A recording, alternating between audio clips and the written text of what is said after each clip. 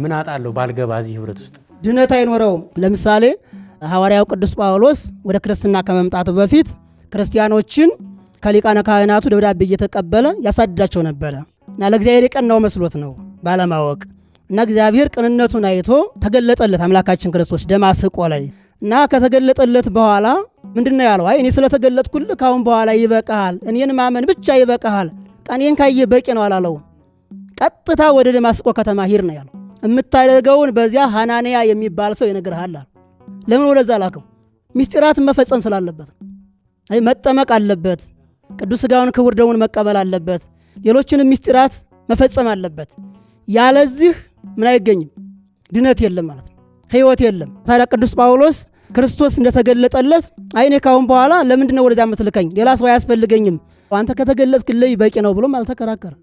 ቀጥታ ሄደ። ከዚያ በኋላ ሐናንያ ሲጸልይለት አይኑ ተገለጠለት።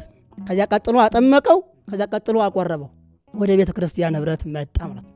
ስለዚህ ከባለ 50 በኋላ ድነት የሚሰጠው በቤተ ክርስቲያን በኩል ነው። ምስጢራት የሚፈጸሙት በቤተ ክርስቲያን በኩል ነው።